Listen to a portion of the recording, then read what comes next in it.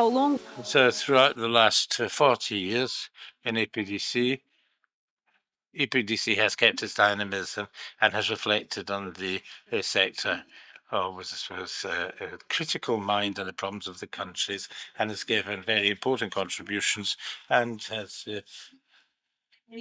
been part of history in times of the digitalization of the telephones and the private channel, the first private channel of the TV, internet, cable TV, television. We're going to have a look at these challenges and conquests, and so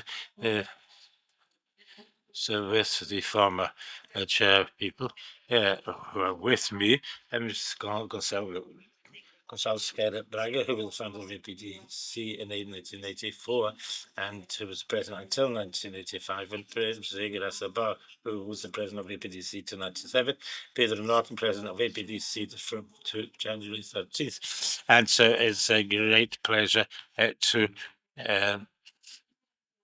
share this moment with you.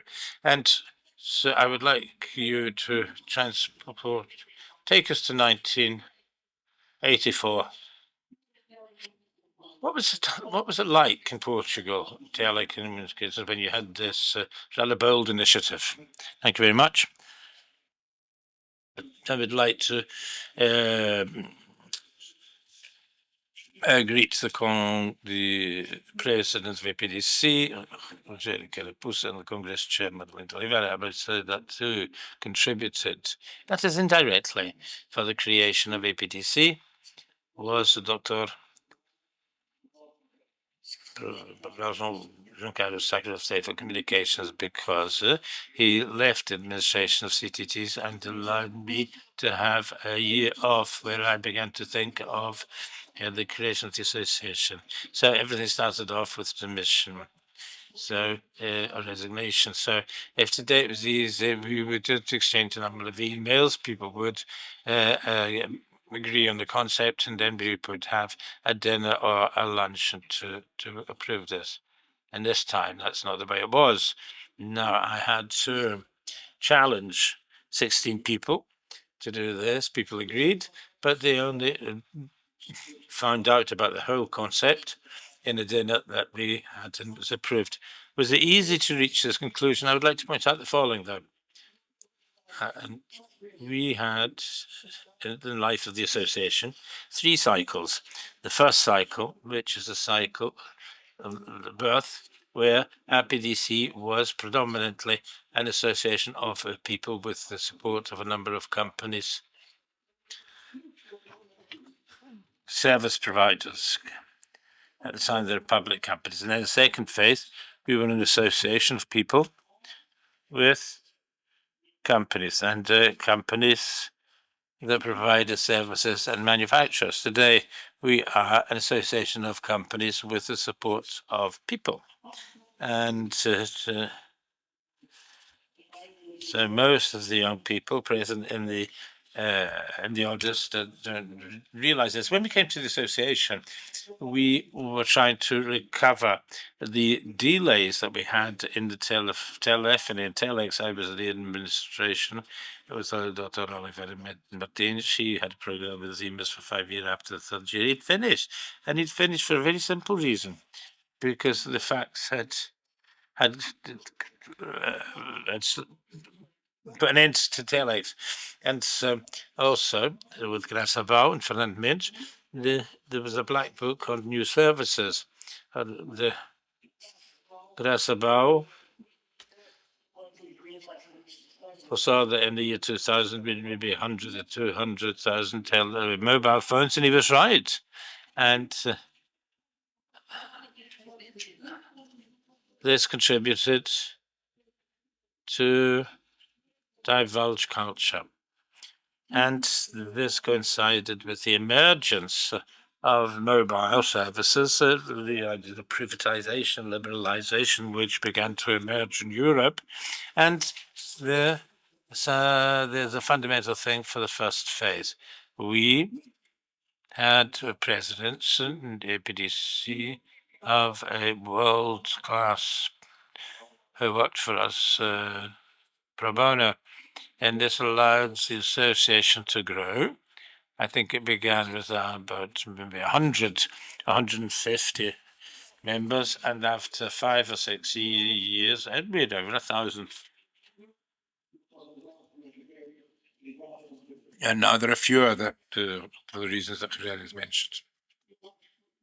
There's an interesting thing that I think was very beneficial and actually shows the vision of the 16. That is, we defined a number of principles and values for the APDC activity, and which was respected over the years by by all the different management boards. And so we had a format, a very positive format of the association, and in the first phase, we were the best association in Portugal, and it captured the interest of people and attracted people because in the face of change, we were agents of change. And so, the engineer Graça you caught a very fertile time of modernization of telecommunications. Tell us a little bit about this very challenging time. Well, I didn't accompany it. I was right there in the middle. I was always right in the middle of the technology. So my appearance as the president of the association in an democratic election when I won by one vote. So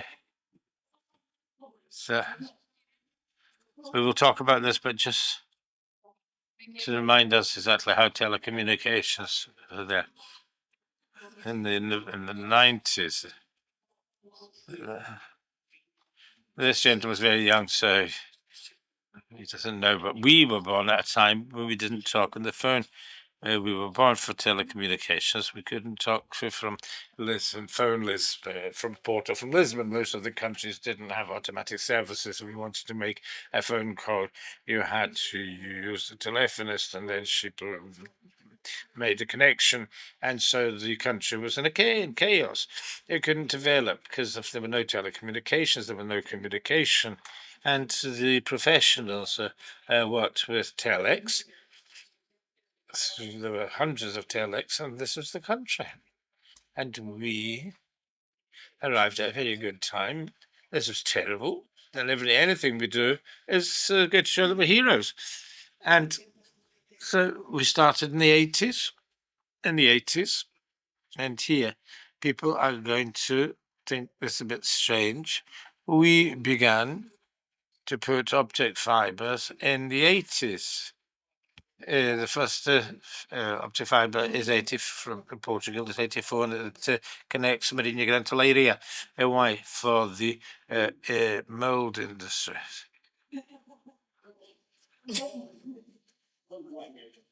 And 80. Everything's happening in the 80s. And here, Dr. Skyler Braga spoke about a plan that was about 6 or 7 centimeters thick. It said that the telecommunications from 86 to 2000, that was the year 2000 plan. At that time, you had to plan things in the long term, but now you have to be in the shorter term.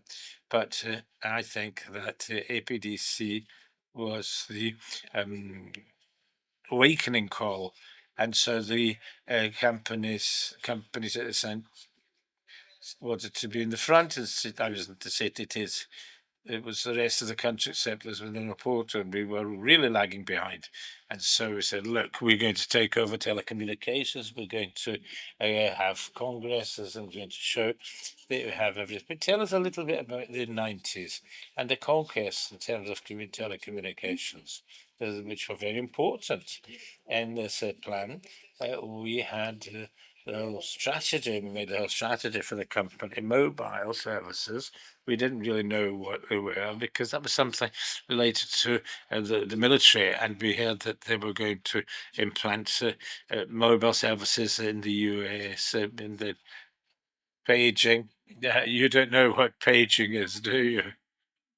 And thank you for calling me miss. And paging was a little device which said, "We want to talk to you. Go into a phone and telephone and phone us."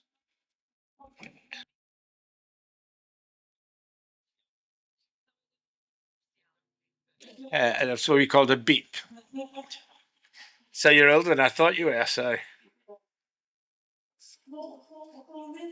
just the same. Let Engineer finish what he's going to say. So in the 80s, where everything was born, and we projected 90 with this such plan I mentioned, and you said that I had foreseen 150,000 mobile phones for the year 2000. I was totally wrong. We had more than a million.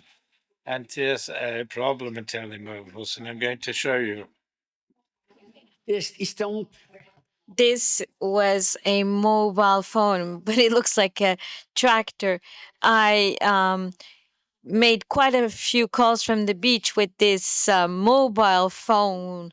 This is back to 1988 and 1989 and 1990. This one appeared. This is an analog technology, and then the digital technology, and then the war between PT and Telecel, which used the Portuguese slogan, and this is a Motorola mobile phone. And then the ambition was this size, and now the smaller the better. This was in the year 2000, and finally it's a Swiss knife. So smartphones do anything and everything. This is where lies the telecommunication revolution. The other things are a bit like a fantasy, and this was a success. And this was only how Europe united itself, and all its suppliers had the same type of equipment, interchangeable, and so on. 30 seconds. So you have 30 seconds. Let me emphasize that there were two aspects which were essential for our development and to complement APDC's action. First of all, at that time, we had a world level technician, world level, like Fernand mentioned. We wanted to solve the problem of digital plants and so on.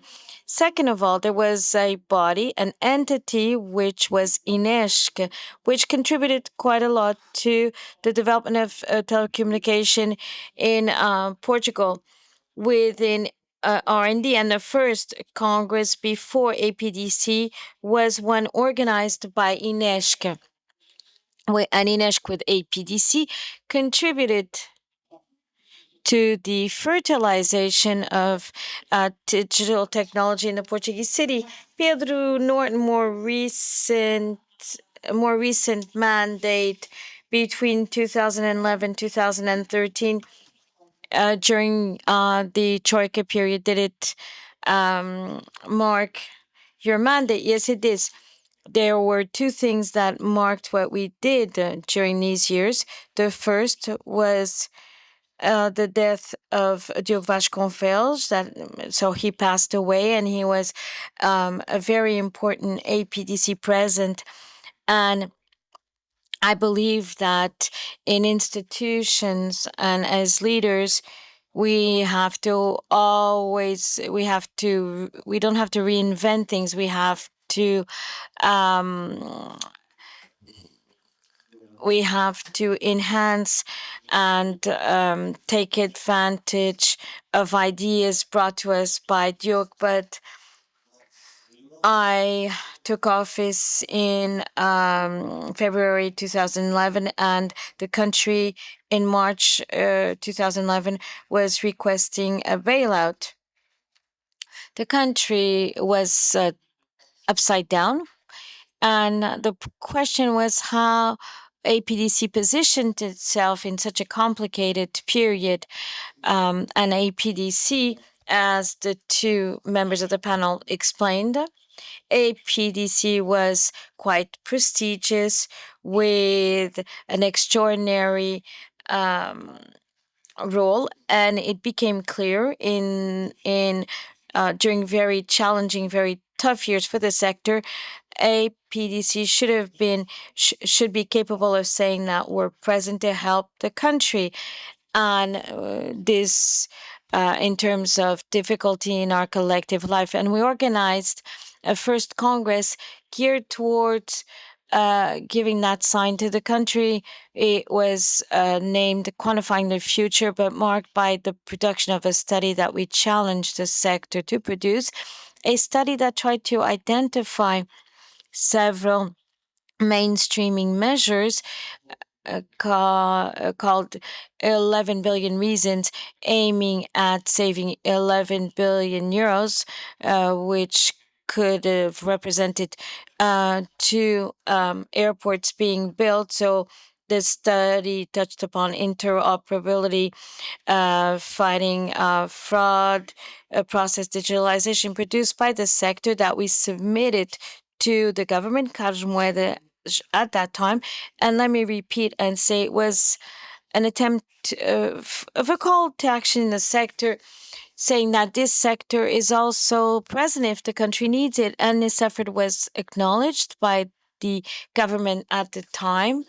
And this Congress was opened by the Prime Minister at the time, Pedro Passos Coelho, and it was an opportunity to position APDC and especially the sector.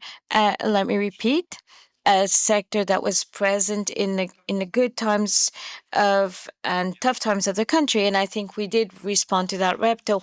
And indeed, these were very demanding years, Pedro. How did the companies react? Many had the capacity to reinvent and to um, do otherwise. It's more or less public. The entrepreneurial fabric was quite affected, especially those sectors more linked to, or depending more on the state. Were quite affected. The media sector that I was linked to, it was a debacle. There was a decrease in the advertising market of 20-30% overnight. So these were very difficult times, and also an association living off sponsors and so on. It was particularly tough, a tough period, because normally what is done wrongly done, so decreasing marketing sales and so on, we had to deal with it, and we did overcome that period. And let me repeat that even in difficult periods, there is a place for associations like APDC, and we were able to overcome these hardships in the over the years. So during the presidency of APDC, you were the only president. José Graçabal disputed elections. Another candidate with competing support like PT and Marconi Graçabal. I'm going to ask about Graçabal first. So the specificity, because your election was quite disputed, that is, with distinct support from well-known companies at that time. Let me say that I had an advantage. There was an advantage. PT, Portugal Telecom, had a lot more employees, more members and partners of APDC than Marconi, and I was quite popular at the time. And engineer Luis Todbon, who was the leader at that time, convinced me and said, "Oh, well, you know, there were a bit of um, some battles, in-house battles. Marconi was absorbed by PT. All was part of a strategy. So I didn't see myself as APD's president. I liked Gonçalo Braga, but always amid technology. I was in the field. I was president, really back stage. So Mr. Junqueiro, that already passed away, is always very excited with different things. So I'm going to give him everything. I gave him the Congress, and it took over APDC. And he also worked during a mandate. He was a strategist in the political field. It's true. Uh, is it true, Gonçalo Braga, that you lost the election because of one vote? Yes, because he played a better role than I did. He was better president than I was, and it's true. I did lose by one vote, and apparently it was the establishment, at least not from the establishment, but APDC, which is very important to mention. Thank you. Pedro, after this specific moment, you spoke about the media's introduction in APDC, making it a more comprehensive association. How did you link these two worlds? Let me say that I was a bit of an outsider. I wasn't a likely president for APDC. I didn't come from the technology sector nor ICT. I was from the media sector, from the outlets, and that's uh, and then my election was like the North Korean one because I didn't bother any operator. So my vision was that of an outsider's one. And it was very clear that this sector, it touches upon so many areas in the Portuguese economy. And I couldn't think of it as if it was a simple cluster of the economy. It could not be a sectorial association, but this association should be considered as mobilizing the economy because it was present in all other sectors, essential for the development of other sectors. And this was particularly true in relation to the media world, which was converging.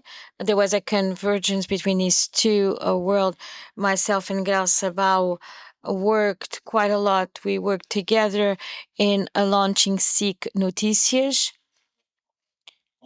We were the founding fathers of that adventure, and it was quite clear to me that these two worlds needed to work hand in hand, um, but did not know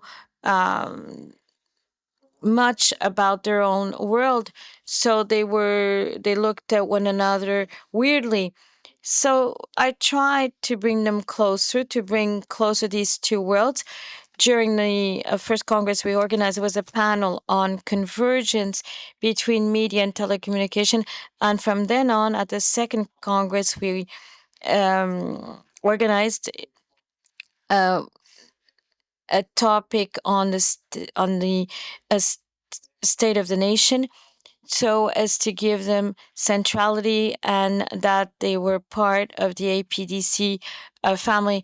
I'm not the best person to judge my mandate, but it was an important contribution because the two worlds were quite interconnected, and now they communicate more easily and they work in a cooperative way. And it's a very big moment of this Congress. There was the State of the Nation of telecommunication, then of and others, and today these are the two strong points. Gonçalo Sequeira Braga, when you mentioned a retrospective of the telecommunication, when you had the brilliant idea to found that association, to establish this association. So, what is your current vision of telecommunications today? I think that we continue on having a dominating power in the telecommunication world. That is not the world of telecommunication, but that of communication, information, and vision. Let me add something. the person that was really responsible to integrate the media in telecommunication is that gentleman over there was Pedro Norton. And we take a look at the Telecommunication Association, and then technology, mobile phone promoted convergence, and he had that vision. On the current situation, yes, we continue on having a leader position in telecommunications and at two levels. First of all, technology, because we have the engineering, we have research, and at the service level, because we innovate our service offers. Let me let me mention something which is not very much mentioned. Portugal, via engineer Pinto, TMN produced the first card, the first SIM card at world level, the first SIM card. And strangely enough, some said, well, where's the patent? They forgot the patent. So there was extraordinary. It shows the technical capacity that exists in the country. Via Verde, the Green Pass is a Portuguese success at an EU and world level. So we have the technology and we also have service offers, which was a point which 40 years ago was not relevant in terms of service, was landline, mobile, telex, and so on. And today it's no longer as such. So it also requires, if we look back, software and apps that enable this development. So we're on the right track. And also, let me emphasize another point. The greatest change agent is not the Portuguese state. It's APDC. APDC is a state partner for digital transformation, for the digital transformation of Portuguese society, because it has the company's support, manufacturers, service providers, and they wish to disseminate their offers and attract the greatest number of clients, but needs the state. But it needs the state for that transformation, and the state uses APDC. Again, this is the work of the multiple APDC present with the largest association. And also, let me emphasize, we're an unusual case at a European level as an association. Why an unusual case? Because many of them do not have an association with the influence, with the capacity, achievements that APDC did. And the digital achievements, is it adjusted to this reality? And what the country has achieved digitally, is it adequate to this reality? Yes, several indicators. If you take a look at several indicators, we're above the EU average. And Portugal is well positioned, which is because of several companies, liberalizations, computers, the need to present new solutions. And we're better in communications than the country is at an economic level. Strangely enough, we're better in those terms. So, what is missing for the country to be better economically? We've heard the rulers speak about this need, and companies also require this need. So, what's missing? Well, there is a problem that no one addresses. It's a lack of demography.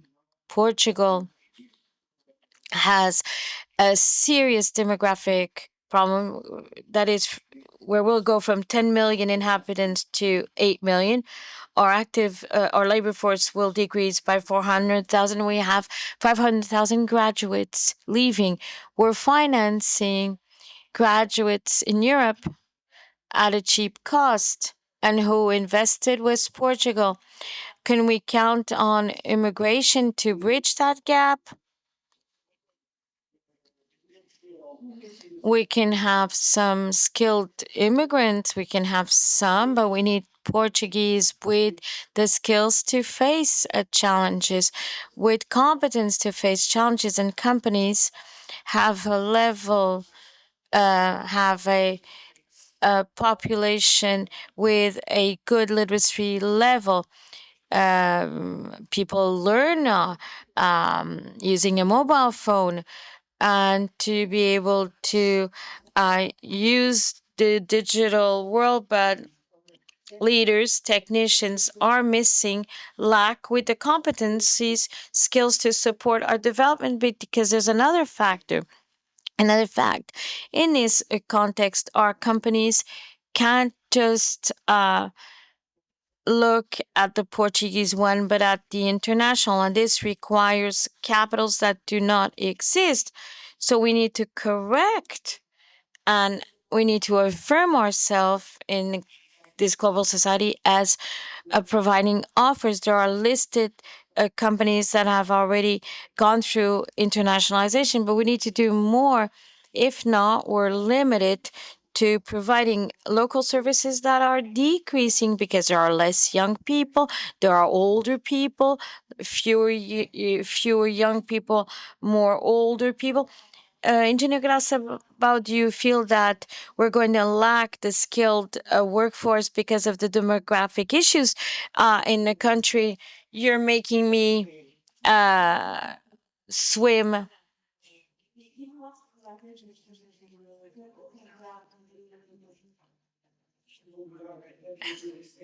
I'm better predicting technology.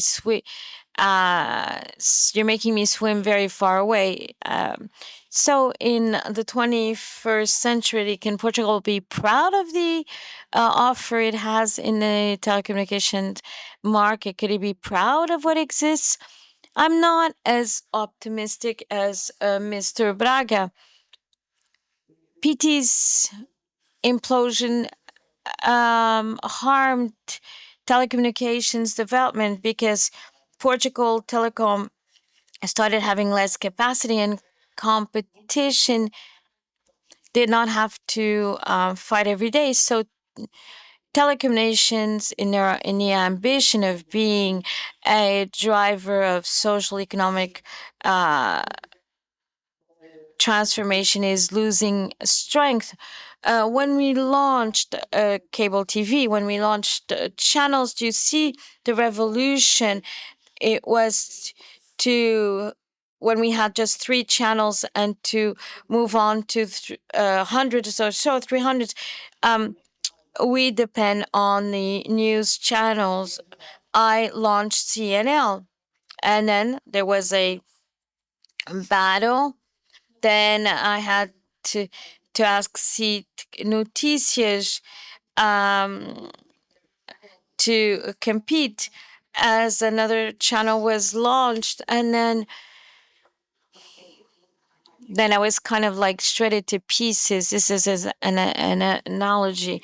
So, sports TV, when we launched sports TV, Seek, the third channel, was our foe, our enemy. And Rangel at that time wanted to ruin everything, saying sport TV is going to make us lose viewers. You know how much football is worth, because these challenges are only used to boost the economy. And today, I work in education. Where lies? Where are there telecommunications operators working in education that need such people to change school? Ministry of Education knows, but is not capable of doing it. I know, but I'm not capable of. I know there's a problem, and I'm not capable to do anything about it. Health. What are telecommunications doing for health? In my time, they were very strong. Telecommunications were very strong. They had the same strength. They could change the health sector. For instance, I participated in a teleconsultation project, always with complaints, I wanted to put together parishes and tele consultations appointment. It would be quite an advance. And if I had worked for PT, I would have been successful, but unfortunately, I wasn't. Where lies then this emphasis? If it's not in the health sector, education, where is the focus? And telecommunications are being transformed into like a bank, into money managers. It's the mission and vision is no longer um, it's no longer getting money later on. There's a lack of ambition. Maybe I'm getting old, and I think there could be quite a change. It doesn't seem to be an old person thinking. Let me listen to what Pedro Norton has to say concerning digital transformation. Is Portugal being competitive? Yes, it is. The country did go through brutal transformation over the years. This sector continues on being competitive, and it's true. And I share this idea that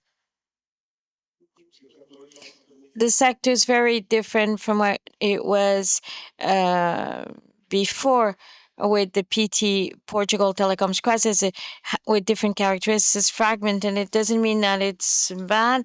And this sector is quite a vibrant one, capable of meeting the different challenges that lie ahead. That is through demography, population aging. So if a PDC continues with the capacity to position itself with and presenting the sector that helps to solve problems in the country because it touches the country, the many sectors in the country. I still look at this with optimism, despite the hardships, and we will do so with its president.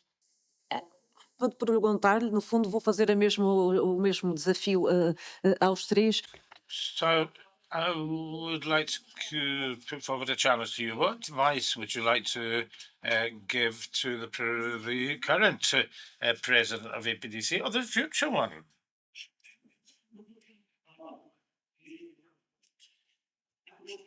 I would like to give special greetings. I'm going to answer your question. Don't worry. To the president of APDC. That's good. Three very important characteristics, and that is the stability of virtues that have allowed for these 10 years of PDC, and I hope it continues like this. First of all, he is a man who recognizes the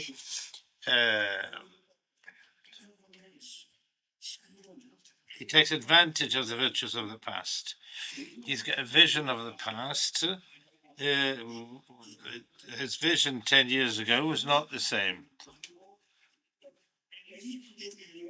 And his vision has not changed. I hope he continues to have this vision.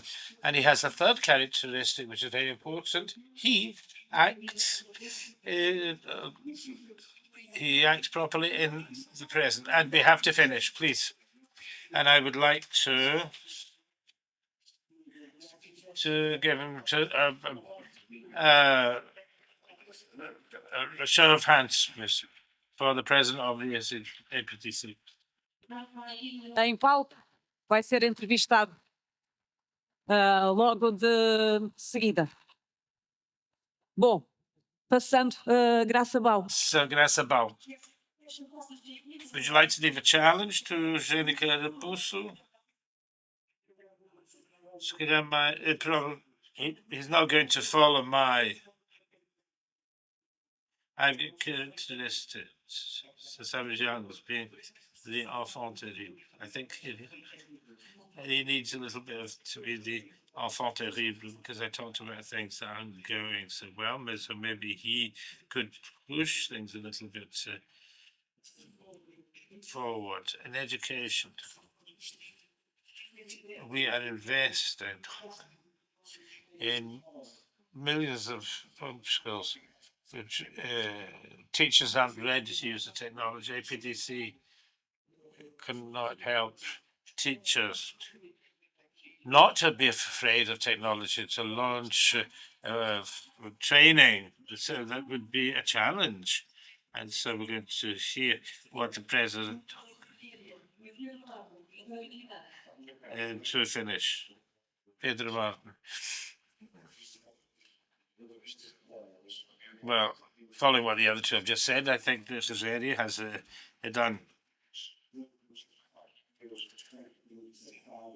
He has managed to respect the past, and this idea that we talked about a while ago, that is to embrace the knowledge, accumulated knowledge that this association has always had with the boldness of reinventing everything.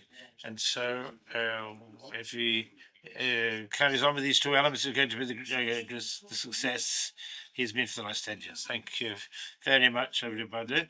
It was very interesting to hear about all about it. Thank you.